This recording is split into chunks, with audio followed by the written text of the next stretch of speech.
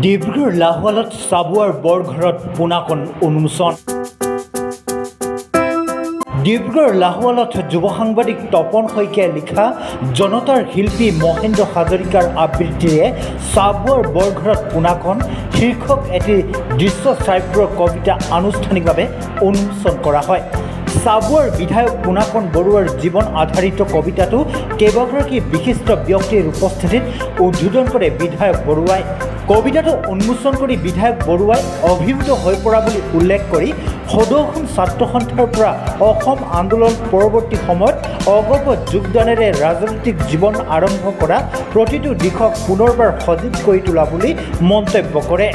ছাত্ৰ অৱস্থাৰ পৰাই সদৌ অসম ছাত্ৰ সন্থাৰ লগত জড়িত হৈছিলোঁ, অসম আন্দোলনত জড়িত হৈছিলোঁ, উগ্ৰ আছিলোঁ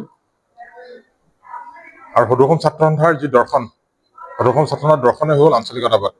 গতিকে সদৌ অসম ছাত্ৰ সন্থাৰ থকা দিনৰ পৰাই অসমৰ আঞ্চলিকতাবাদ, অসমৰ জাতীয়তাবাদক সন্মুখত ৰাখি মই মোৰ কৰ্ম কৰি যাম বুলি মই ভৱিষ্যত মই সেইধৰণে আগবাঢ়িম বুলি মই পৰিকল্পনা কৰিছিলোঁ, সপোন দেখিছিলোঁ, ইচ্ছা আছিলে। গতিকে সেইটো মই ধাৰাবাহিকভাৱে যোৱা দিনকেইটাত ৰাখিবলৈ চেষ্টা কৰিছোঁ আৰু কৰি আছোঁ। যুৱ সাংবাদিক, দৈনিক অসমৰ সাংবাদিক তপন শইকীয়া, মই ভাতৃপ্ৰতিম। তেওঁ খুব ভাল কবিতা লিখে। তপনৰ এটা কবিতা খুব সমাদৰ লাভ হৈছিলে, মহেন্দ্ৰ হাজৰিকাৰ আবৃত্তি কৰিছিলে। সেই কবিতাটো লিখাৰ আবৃত্তি কৰাৰ পিছত মহেন্দ্ৰ হাজৰিকাৰ কণ্ঠত এই কবিতাটো শুনাৰ পিছত মই তপনক ফোন কৰিছিলোঁ। তপন, বৰ ধুনীয়া কবিতা লিখিছা তুমি, মই এনেকুৱা কবিতা লিখিব ভবাই নাই। মহেন্দ্ৰ হাজৰিকাই কবিতাটো আবৃত্তি কৰিছে, তেওঁ মনত সুৰকা চৰিছে, মন প্ৰাণ ভৰি গ'ল, খুব ভাল লাগিলে। তুমি ৰখি নাথাকিবা, আগবাঢ়ি যাবা, এনেকৈ কৈছিলোঁ। তাৰ কিছুদিনৰ পিছতে তপনে ক'লে যে দাদা, মই আপোনাক লৈ এটা কবিতা লিখিছোঁ। বোলো সেই কি কৰা? নাই, আপোনাক লৈ মই এটা কবিতা লিখিছোঁ। বোলো চ'ৰ্চটো মই নিদিওঁ, তুমি কি লিখা তোমাৰ কথা। কিন্তু আজি তপন শইকীয়াই মোক লৈ লিখা এটা কবিতা,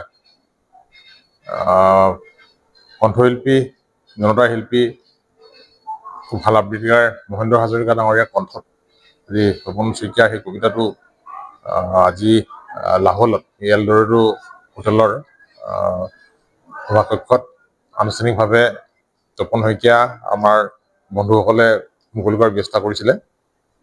কবিতাটো শুনি মই নিজে অভিভূত। এই কবিতাটোত মই পোনাকণ বৰুৱা মোক উদ্ভাসিত কৰিব পৰাকৈ, মই ভবা ধৰণে মই অতীতত কৰি অহা কামখিনি, এতিয়াও কৰি থকা কামখিনি, মোৰ ভৱিষ্যত সপোন, মই তোক বৰ সুন্দৰকৈ তপন শইকীয়াই উলিয়াই আনিবলৈ সক্ষম হৈছে। আৰু মহেন্দ্ৰ হাজৰিকা ডাঙৰীয়াই তেখেতে ইমান সুন্দৰ আবৃত্তি কৰিছে, তেখেতৰ কণ্ঠত এইটো সোণত সুৱগা চৰিছে। আৰু গোটেই কবিতাটো শুনাৰ পিছত আনৰ কি অনুভৱ হয় নাজানো, কিন্তু কবিতাটো শুনাৰ পিছত মোৰ গাৰ নোম শিয়ৰি উঠিছে। আৰু কবিতাটোৱে মোক যথেষ্ট অনুপ্ৰাণিত কৰিছে। আৰু এই বাটেৰে বাট বুলিবলৈ মই এই কবিতাটোৰ জৰিয়তে পুনৰ সাহস পাইছোঁ আৰু সংকল্প লৈছোঁ।